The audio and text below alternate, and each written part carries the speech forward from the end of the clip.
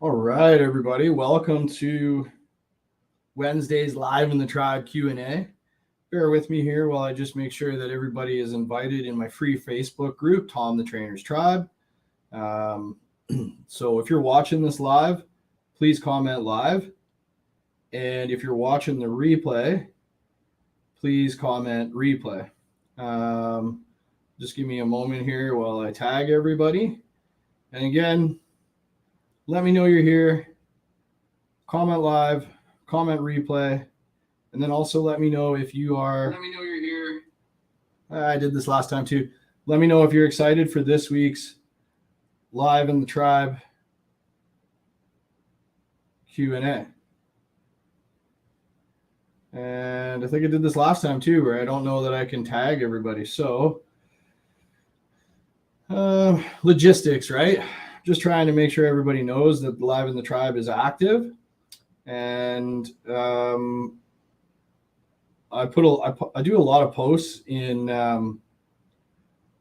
the tribe, and I try to tag everyone, but Facebook's got these like restrictions on things where you can't necessarily tag at everyone more than once. So I'm just going to drop it into the free chat. If you're not in the tribe, join the tribe. The description's in the link. And we're going to get into this as soon as possible. Another thing that's really worth mentioning as well, have a look at my posts, or you can message me, Shred. Message me, Shred, if you want to take part in my free challenge that's upcoming to dominate the holidays. There's going to be all kinds of value in there. There's free form checks. There's live Q&As. There's going to be free workouts. There's accountability. There's group environment, the community, and it's really simple habits. Last year's challenge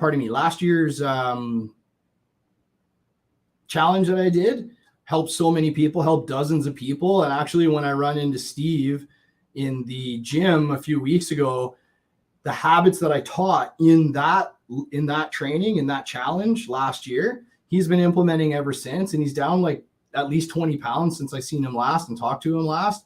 And I believe he has felt it to be life-changing. So if you want to have results like Steve from joining a free challenge, come hang. So let's get into this. Just gonna hit record as well. Whoop. Oh shoot. Bear with me. It's coming. Maybe everybody in the chat, just drop in the chat a question if you want, and I'll get to it if there's time left at the end. Okay, let's do this. So let's see who's got questions. And if you want to join the tribe, or pardon me, if you want to join the free challenge, you have to message me. Facebook message me the word Shred, okay? Don't drop it in the comments. Facebook message me because there's things I need to send you to get registered and things like that, and it's hard to go through all the comments on these lives. So message me the word Shred, and we'll make sure that you get into the free challenge, okay? So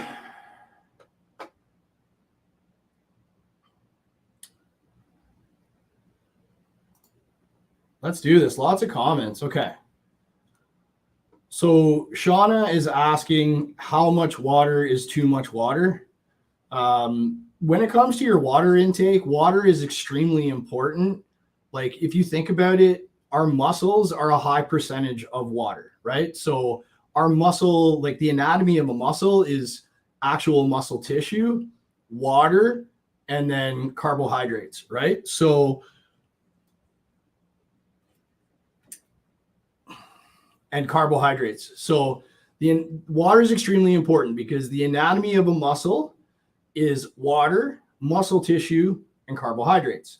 So it's important to get a lot of water in, right? How much is too much water? I drink like upwards of 6 liters of water per day, and I don't have any negative effects. In fact, it increases my energy. I feel great. I sleep well. Especially if I shut my water down early. Like I slow down my water intake when it gets later in the evening. But I drink like 6 liters of water per day and I'm fine. How much is too much water? A lot of water in a short amount of time can cause for you to be ill. Like there's an old like water challenge that I did. I don't know if any, raise your hand if you did this in high school, the water challenge. You had to drink like 2 liters of water in like under a minute or something like that. And then everybody just winds up throwing it up. So too much water in a short amount of time is going to be hard. You won't be able to keep it down. But I drink upwards of 6 liters of water. I think like when it comes to this, I honestly don't know, but I have drank upwards of 10 liters of water getting ready for a photo shoot, which really just kind of like it dries you out because you're flushing it out and stuff like that. So like I will say this, like there should be a little bit of color to your urine. And if there isn't a little bit of color to your urine, then I would say like might be drinking a little bit too much, but especially in the morning, right? Like if you're waking up in the morning and you're urinating and it's still really, really clear, then you're really kind of flushing everything out of your system. It's kind of like a little bit of a complicated question because sodium intake matters with this, right? And things like that. So I hope that helps. I think it's hard to drink too much water because I have clients who, you know, and I know people who have a hard time drinking like upwards of 4 liters of water. So I think it's pretty hard to drink too much water, but I drink upwards of 6 liters of water, at least 4, and often 6 liters of water nearly every single day. So was that helpful, everybody? Just comment helpful in the chat. Okay. So next question here is for Dave. Dave has a rotator cuff injury. Can I keep working the muscles around it without segregating it and letting it heal? So when it comes to injuries, I have a podcast specifically on how I like to approach injuries. It's how to manage injuries. I believe it's podcast episode number 13. And it's a thought process of how to look at injuries. Now, obviously, you should always seek some form of like medical advice when it comes to like a medical practitioner's advice when it comes to an injury. I think like, yes, it's good to see a doctor. But I also think that like unless it's like something that is structural, that would maybe take like a surgery, then like I think a really good idea is to see a physiotherapist. Now, when it comes to rotator cuff injuries, often it could be something else that presents similar to a rotator cuff injury.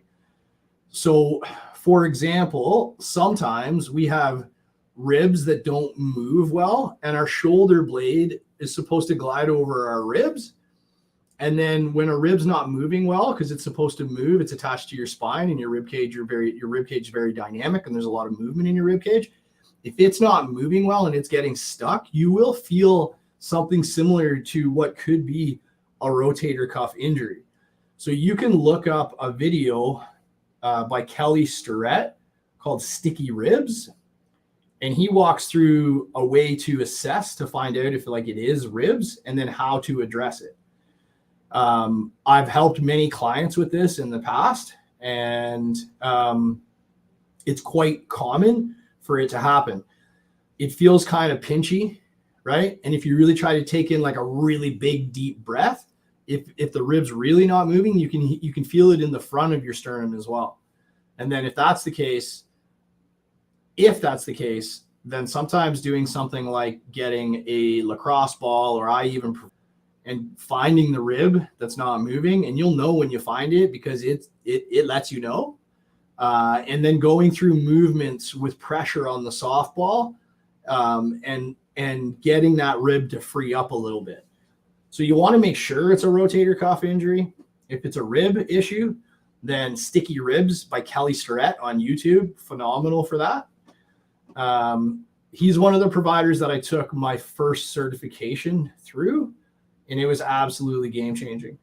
So I hope that helps, Dave.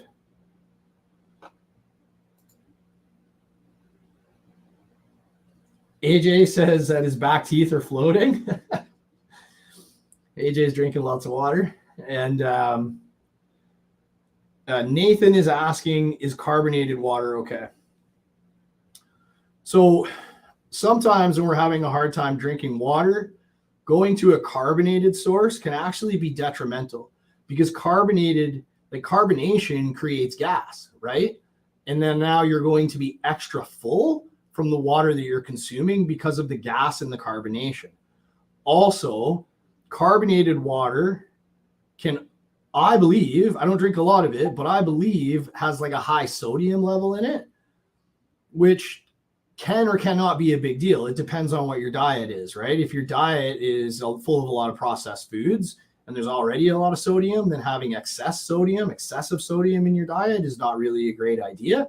But often, like, sodium gets a bad rap because processed foods in the North American diet. But if you're eating healthy, like, sodium is actually a very important mineral that we need.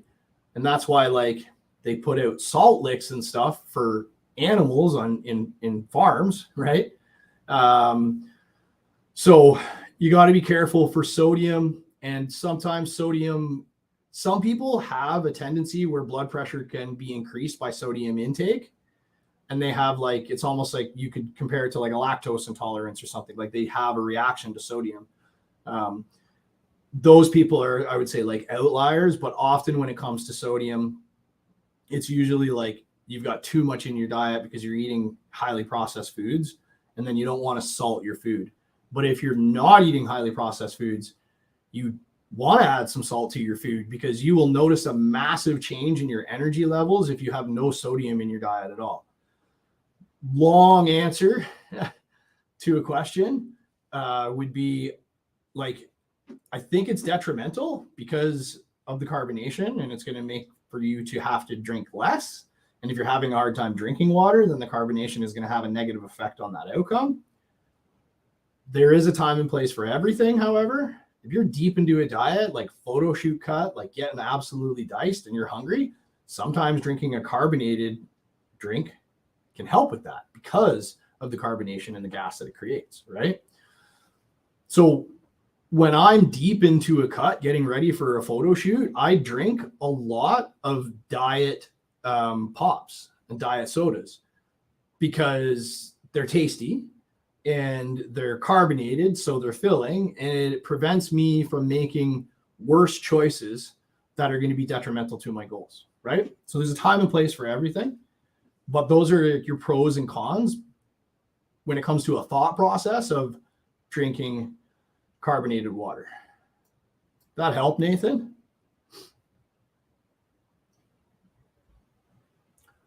So the next question is from Dave. Dave says, what exactly is progressive training and what's the correct way to do it? So let me actually just pull something up here.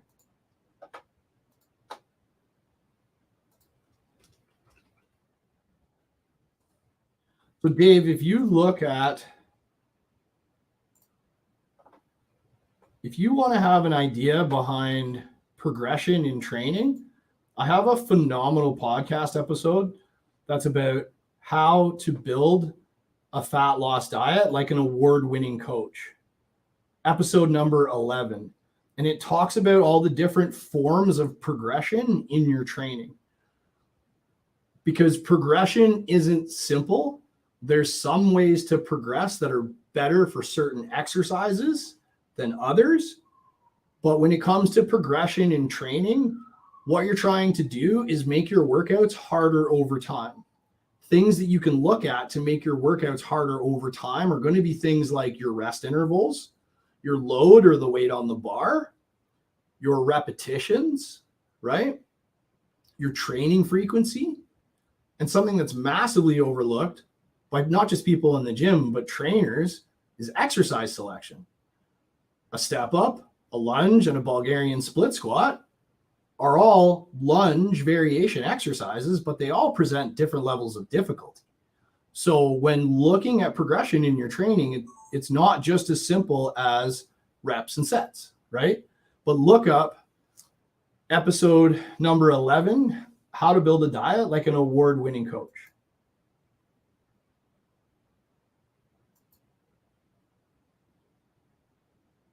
I made a mistake of not charging my camera.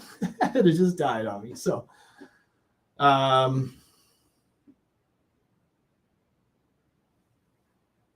is that helpful, Dave?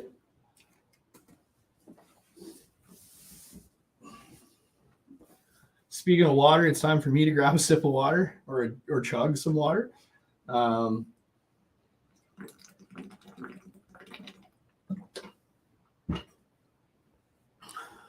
So as a recap, Dave, like progressive training should be all your training. All of your training should be progressive. You should look for ways to increase the difficulty of your training over time. In say like a 12-week program, looking at those variables, reps, sets, rest intervals, load on the bar, training frequency, how often you're training, as well as exercise selection. And then you can progress intelligently over time on a 12-week program.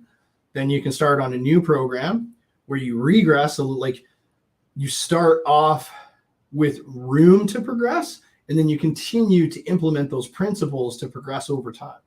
Okay. So again, episode number 11, how to build a fat loss diet like an award-winning coach.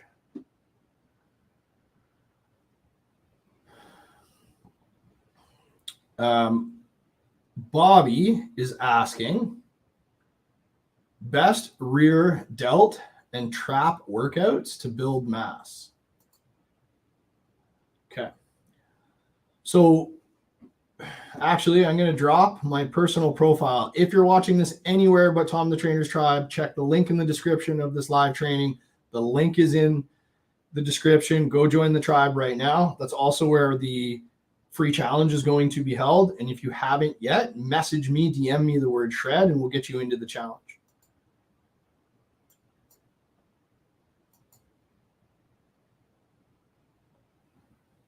Also, if you're watching this on YouTube, you heard what I said. Same thing applies. Come join the challenge. Come join the Kick-Ass Facebook community where we're hosting this. All right.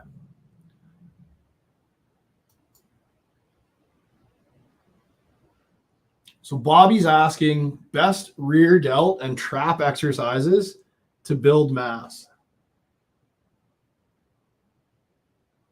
So when it comes to the best rear delt and trap workouts to build mass,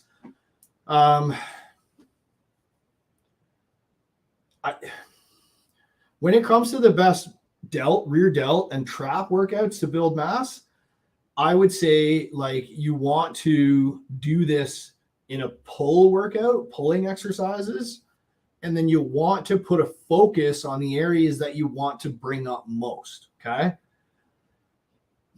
So that's one way to do it. Another way to do it is if you're training full body, then you want to have a little bit of a higher volume or focus throughout the course of a week when you're doing a full body training split on those specific areas. A good way to bias those areas in training is to start with those muscles at the beginning of your workout. Same thing if you're doing an upper lower split. If you're doing an upper lower split, you could do it many ways. You could try to put a little bit more volume while not overtraining the muscles in those areas that you're trying to bring up on your upper days.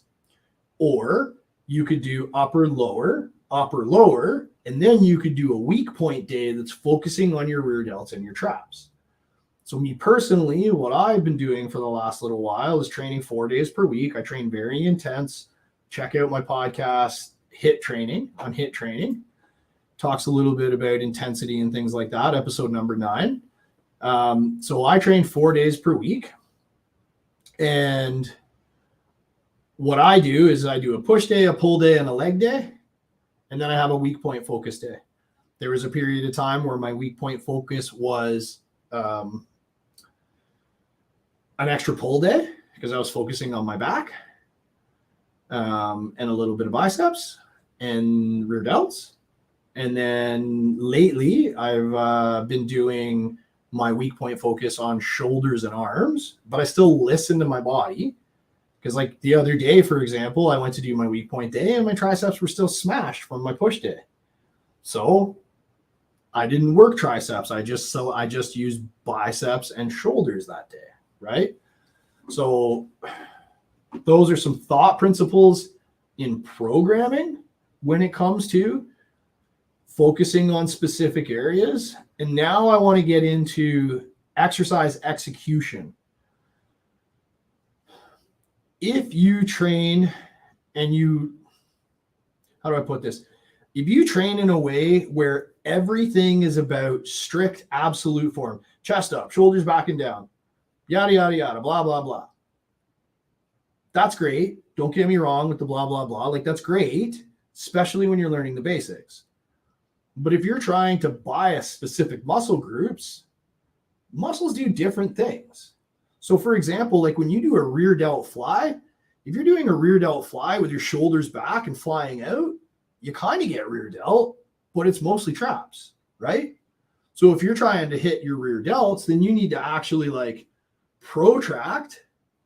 You try to almost like shorten the AC joint, protract and round the upper back and limit your range of motion to not engage the traps. Okay. So your form is going to be key when it comes to developing those areas. You're going to get a little bit of rear delt if you just go on a machine and do reverse flies. You're going to get more rear delt if you get intelligent in the execution and you make sure that you protract and you round your upper back a little bit and you limit the range of motion, because the shoulder doesn't come out, like the rear delt doesn't pull your arm all the way across your body, and then like your scapula shouldn't move much when you're biasing rear delt. Now, when you're biasing traps, you should have a lot of movement in your scapula. Okay. So like I've got an exercise that I absolutely love where I put a bench on an incline and I kind of like cave my chest into the bench a little bit. And then what I do is I keep my elbows bent a little bit and I focus on expanding rib cage and squeezing shoulder blades together. It almost looks like a variation of a power fly in reverse, because my arms aren't straight. I'm keeping a bent arm and I'm expanding the rib cage, but I'm also lengthening the traps because I'm rounding the upper back. And it's safe for me to round the upper back because I've got external support from a bench to allow for me to do that safely. I also can do that at times myself, but with lighter weights in a hinge position, like in the bottom of a deadlift.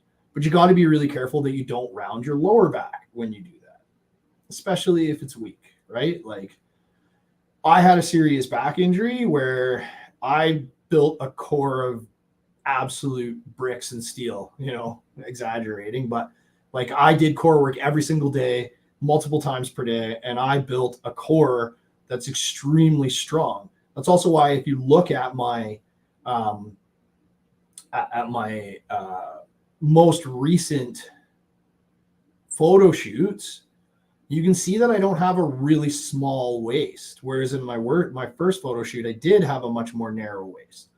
Well, that's because I had a really bad back injury, so I have focused on core strength, and muscles grow when you train them. So my abs and my low back extensors and my obliques have grown. It's making my stomach a little bit wider. I'm not a bodybuilder. I don't want to have a little mini waist. I don't care about that. I might do a bodybuilding show one day, and if I do, whatever. I'd rather have a healthy back than, a bikini model waist, right? So it comes down to execution.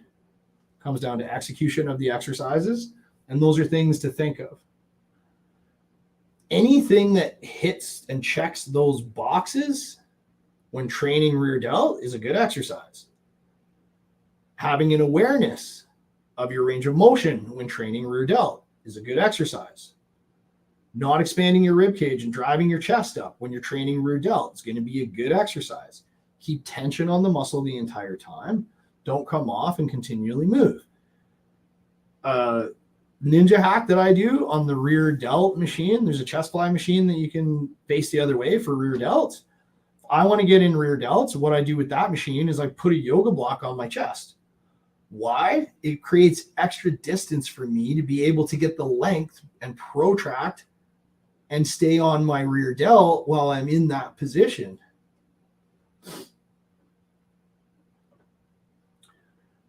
So the ways to build up your rear delts and your traps are going to be through creating a focus on those areas through weak point days, through training volume while building your program, right? Regardless of your split, okay? There's different ways to do it, but your form is everything, okay?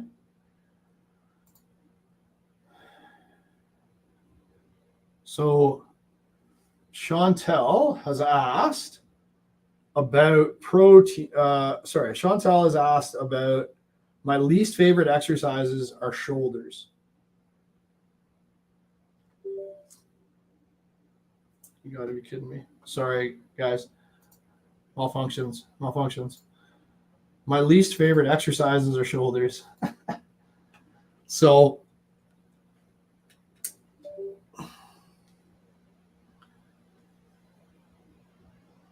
Chantel's favorite exercises are shoulders.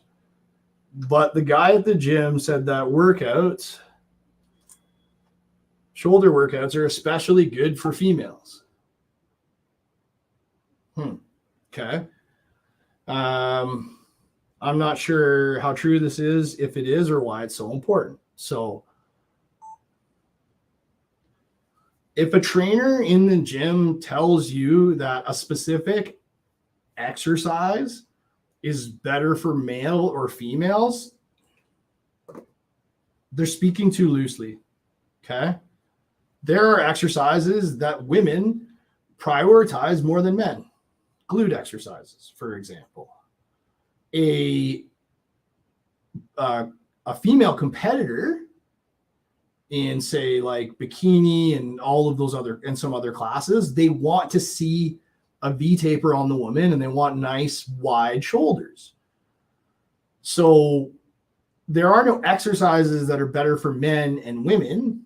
There may be exercises that give a specific appearance that maybe a man or a woman would want. And that's probably what he's talking about, is like, it's maybe a look that women want. And maybe this guy was a stage competitor or something. And therefore, trying to bring up your shoulders is a good idea for being on stage. So it's, again, there's no good or worse exercises for men or women. There's exercises that are specific to the outcome that we're looking to accomplish in our training. And sometimes women want to focus on areas that men may not. But like, I don't know, guys in the chat, you guys want jack shoulders? I want jack shoulders.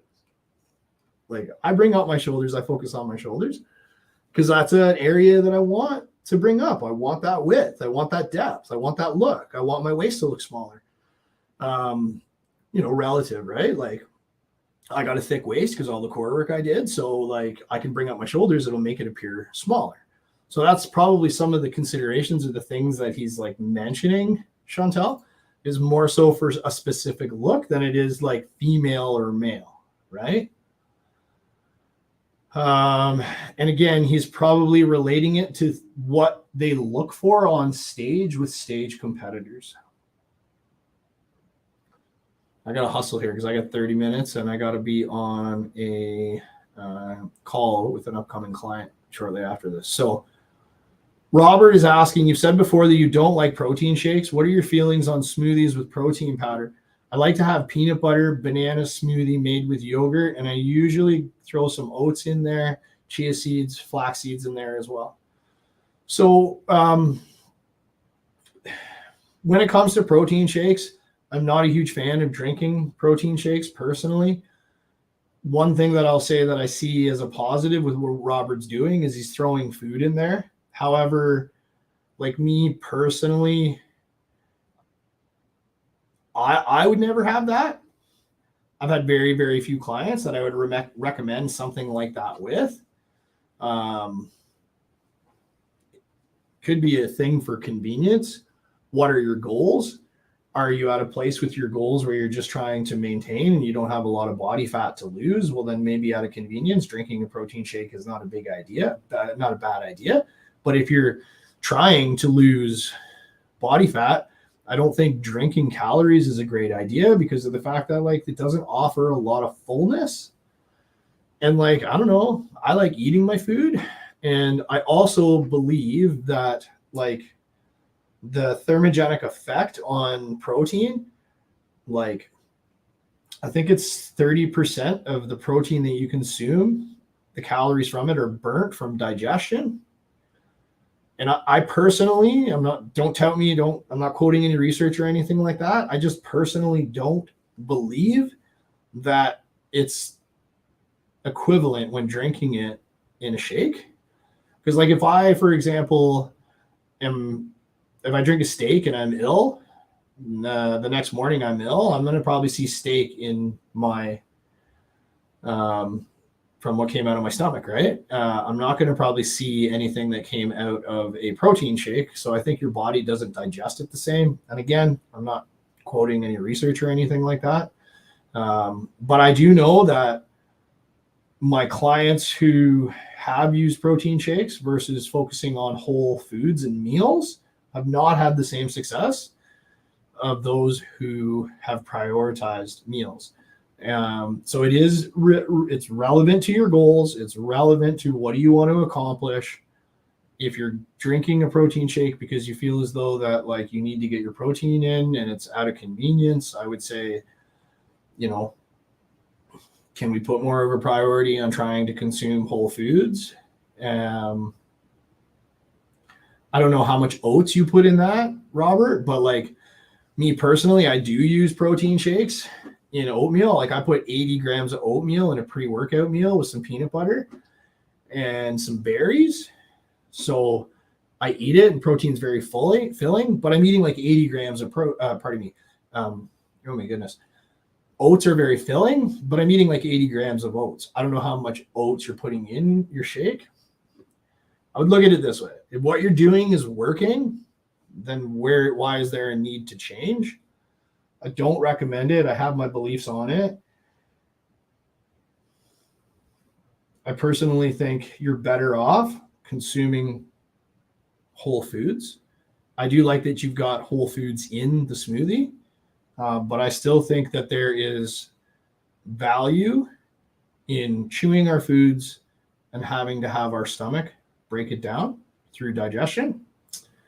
And that's how I kind of feel about that. The other thing that I can say too with like flax seeds, again, this is all relevant to your goals, but if you're trying to lose body fat, you know, flax seeds are very caloric dense, you know, so why are they in there? Are they in alignment with your overall daily calories? Are you weighing them and those kinds of things? And, you know, or are you just eating flax seeds because you heard that they're healthy fats?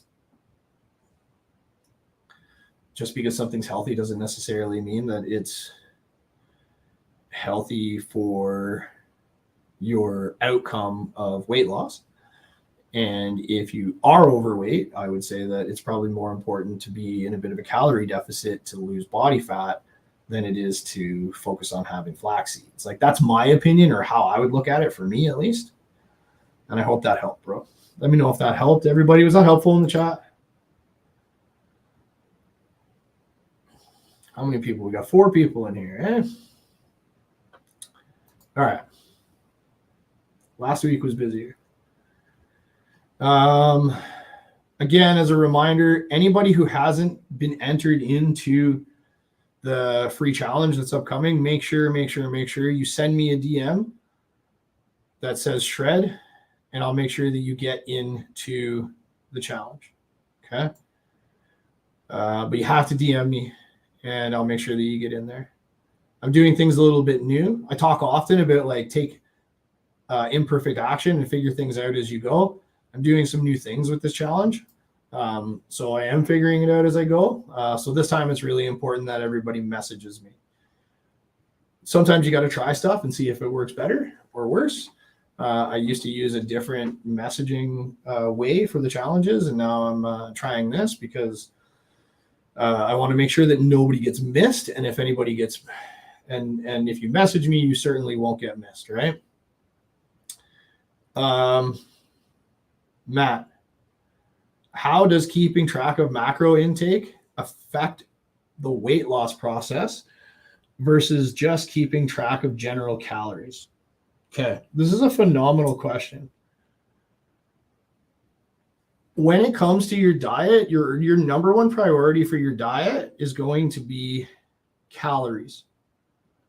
Priority number two is going to be the macronutrients of those calories: proteins, carbs, and fats.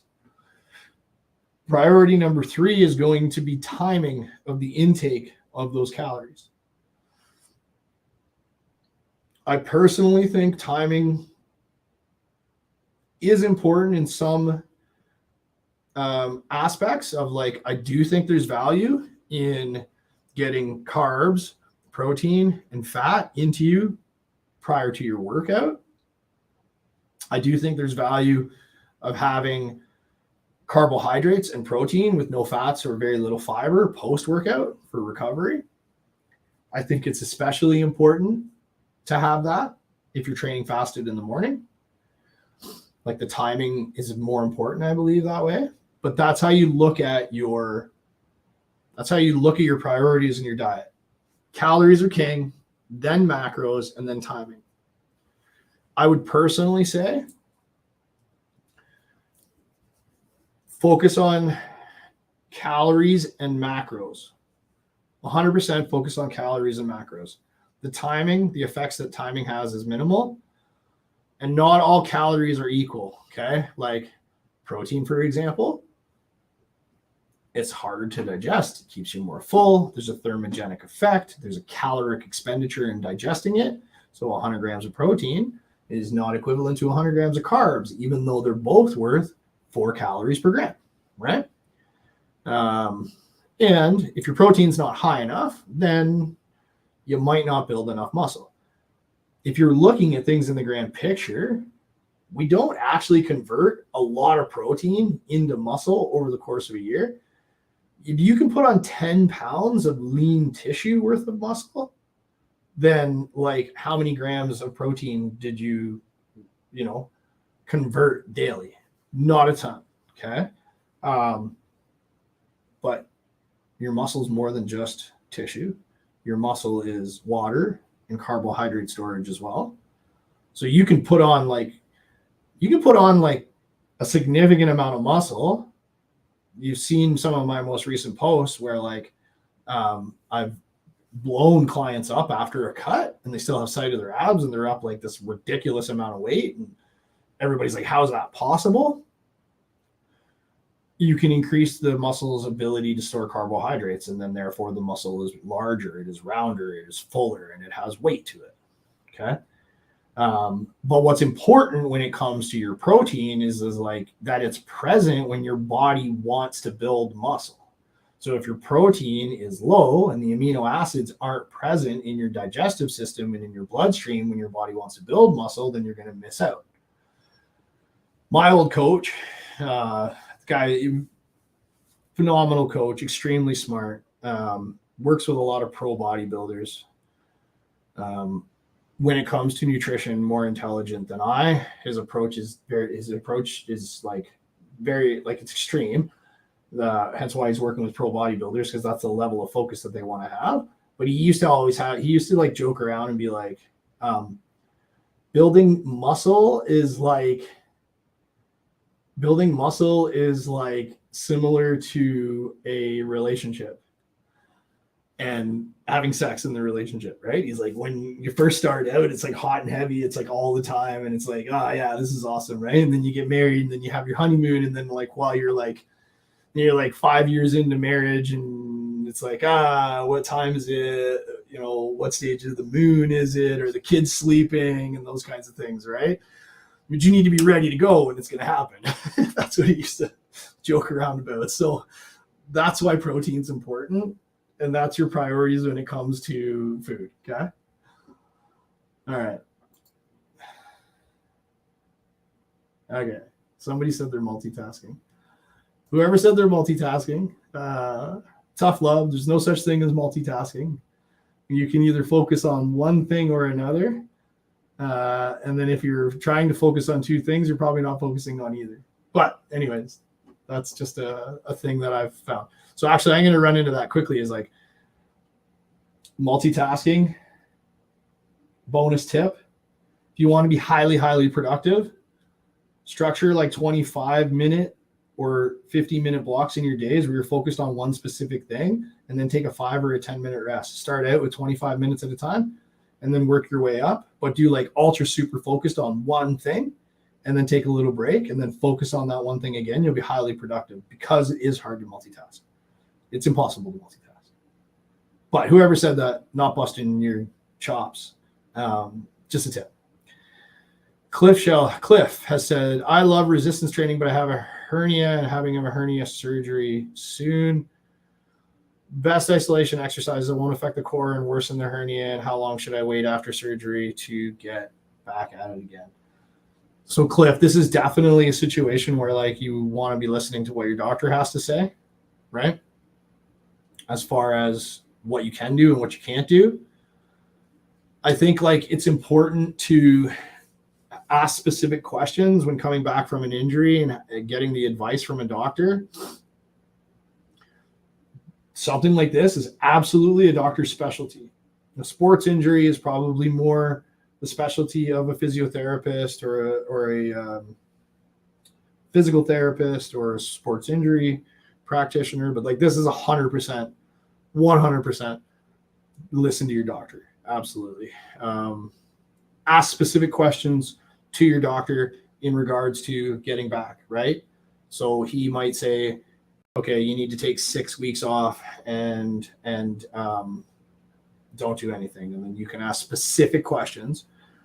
Would I be able to walk after a week? Would I be able to take some short 10-minute walks a few times per day? Yeah, you could do that. Okay, cool. Do that. Okay. And then what about at 2 weeks? Would I be able to lengthen those walks? Yeah, you could do that. Okay. At 3 weeks, would I be able to lift light while focusing on using machines that don't force excessive core stability because they provide external support? Like, would that be okay? Very specific questions. Okay. And that's the best I can advise on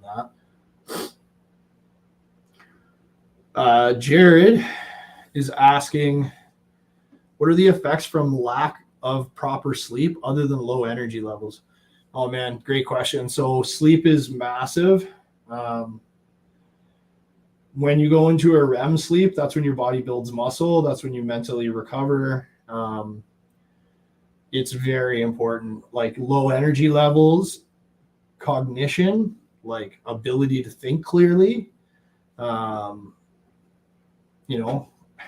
Like there's research out there that like, or I think it was like a Mythbusters or something that I watched where it was like a sleep deprived person versus a drunk person driving, and what was worse, and the sleep deprived person was a worse driver than the drunk person. It's huge. If you're not sleeping properly, you're fighting an uphill battle when it comes to losing body fat. If you're not sleeping properly, you're fighting an uphill battle when it comes to building muscle. If you're not sleeping properly, you're fighting an uphill battle when it comes to your cognition and your cognitive ability to think clearly. Your decision-making processes are affected. Like it's huge. It's absolutely huge. So much research out there for like the effects of lack of sleep, which always makes me wonder with like healthcare providers who have to work like 60-hour work weeks and like 12-hour days and stuff. And I'm like, why with all the information that we have out and the knowledge that we have now, why are they having doctors and nurses and people that like need to make clear, fast decisions, making them work 60 hours a week, 12-hour shifts, and probably having to sacrifice their sleep to be able to get everything done, right? So I don't know why they do it, but it's always something that I've thought when it comes to sleep, because of the effect that it has mentally on you, right?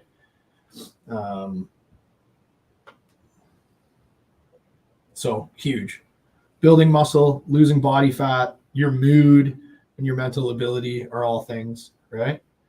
I think it even affects blood pressure, to be honest. Bobby's asking, does carb cycling actually work? If so, what kind of cycle would be ideal for staying full without sacrificing too much? So carb cycling absolutely works, Bobby. My nutrition approach is a calorie cycling method, because I believe carb cycling is a little bit more complex. Well, I know it's a lot more complex than calorie cycling. I also know that like the like meal prepping and stuff is more difficult with carb cycling. You got to be more on point with your schedule, because with carb cycling, you can have high carbohydrate days, like say like on a leg day, and you can have a medium carbohydrate on like a chest day or whatever, like other days of the week, right? Like push pull legs, you could have medium days on push and pull, and then have a high day on your leg day. Or you could have 2 high days. And are you training 2 leg days per week? Then the 2 leg days are your best days to do those high days. The next best day to do a high carbohydrate day would be your back, your pull days, because big muscle groups. So it absolutely works. 100% it works. It is complex. It is complex. You need to know what you're training. You need to know what days you're training. You need to prepare the food in advance.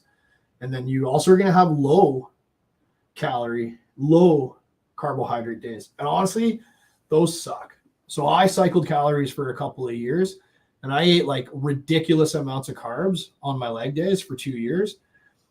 Fun thing was I ate 70 grams of Sour Patch Kids at 6 meals, plus I got a cheat meal on those days. That was fun until my teeth started hurting. Then I was like, maybe this isn't as fun. The other thing that I'll say about carb cycling, when you're having massive amount of carbs, like excessive carb cycling, if you guys think protein farts are bad, try eating like 700 grams of carbohydrates in a day. It's disgusting. Like, you become disgusting when you do that. Now, with some clients, I will kind of have a hybrid approach with my luxury lifestyle allowance, where like I do give them higher carbohydrate days and lower carbohydrate days, and their lower carbohydrate days are on off days, and their higher carbohydrate days are on training days. And then they still get their cheat meal, and it's still part of like the formula and the equation that I use. And it's also dependent on their goal. I personally believe carb cycling is more beneficial for building muscle than fat loss. And honestly, it's because like when you're on the low carbohydrate days, those days suck. Those days absolutely suck. I've done carbohydrate cycling for photo shoot preps, and I looked great, but like those preps were way harder than what I do now, which is a hybrid of I have like a medium carbohydrate day, and then I have a moderately high carbohydrate day. I'd have to look at it, but I think on one day I eat like 300 grams of carbohydrates, and then on my non-training days I eat like, let's say 200. Don't quote me on that, just rough numbers. So it's not crazy excessive, not like where I used to eat like 700 to 800 grams of carbohydrate days on a high day, and then I still have my cheat meal. I just find that like if you're doing like really low carbohydrate days, I just find them to be an absolute grind. And so when I did my last photo shoot prep and I wasn't doing crazy carb cycling, and I was doing this like hybrid approach that I do, and then I do this with some clients as well, depending on what's best suited for them and their lifestyle and stuff like that, I found that my last photo shoot was my easiest photo shoot. Like, I slept better, because on your low carbohydrate days, you're like starving and you're wanting to wake up for food and you're not sleeping well. So I slept better. I was able to do less cardio. I felt more satiated and full all the time. So like, yes, it absolutely works. I personally believe the best way to diet, especially for general population and not somebody who's like going into a bodybuilding show, is my approach. Obviously, I'm biased with the luxury lifestyle allowance. And what I do there is I give you 6 days per week with an allotment of calories. And then on your 7th day, after your photos and your weigh-ins, you get a high caloric day by eating whatever you want in the form of a cheat meal. And it's all part of a calculation. I think I mentioned the podcast, How to Build Your Fat Loss Diet Without Sacrificing Your Foods on Weekends, episode number 2. Check it out. That, or with some people, I will do kind of like moderately high carbohydrates on training days, medium carbohydrates on non-training days, and then still give them the luxury lifestyle allowance day. That's what I personally believe is best, and it makes it easiest because your meal prep isn't insane, and it just allows for more flexibility and still delivers kick-ass results. Okay, last question is for Eric. Oh, I think Eric asked that already. Sweet. Okay, let me see if there's one more question anywhere here. Everybody in the chat, just like if you could comment while I'm checking out if there's any more questions. Can you let me know what your biggest takeaway or your most useful takeaway was from this?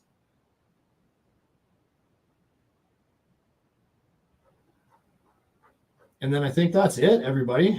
So again, if you're watching this on the replay, you're in the tribe, make sure that you message me to take advantage of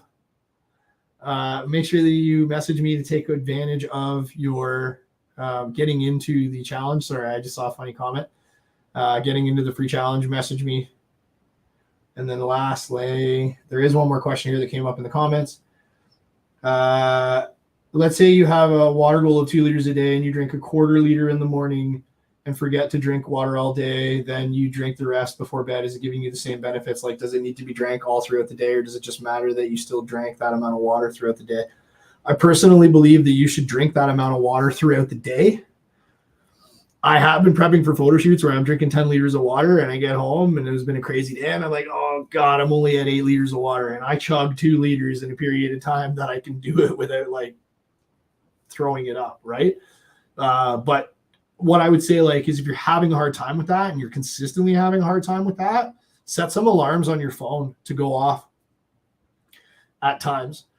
Start your day off with a big, huge glass of water. I actually start my day off with 2 500 milliliter glasses of water before I drink any coffee or eat any food. So now I got a liter of water into me. And if your goal is only 2 liters of water per day, I highly recommend 3 liters of water at minimum.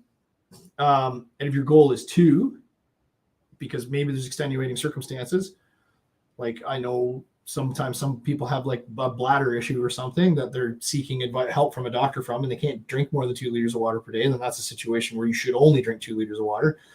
Aside from situations like that, I would recommend 3 liters of water. I'd recommend starting your day off with a liter of water, 2 500 milliliter glasses of water. And then I would get a 2 liter jug like I have here. And I would be drinking that at all times throughout the day. And I would be consciously taking my water jug with me literally everywhere I go. It's in the car. It's like it comes with me absolutely everywhere. And then you should easily be able to drink that 3 liters. And then if you're, and another tip there is to set alarms throughout the day. Set an alarm on your phone to go off every single hour to remind you to drink water. Okay. All right, everybody. I hope that you found this extremely useful. Everybody have the best day ever. Appreciate all your questions. I can't wait to start this challenge. It is going to be sick. I'm keeping some things secret till everybody's in. But message me if you want in. It's going to be sick. Last year's challenge was awesome. Like I say, Steve,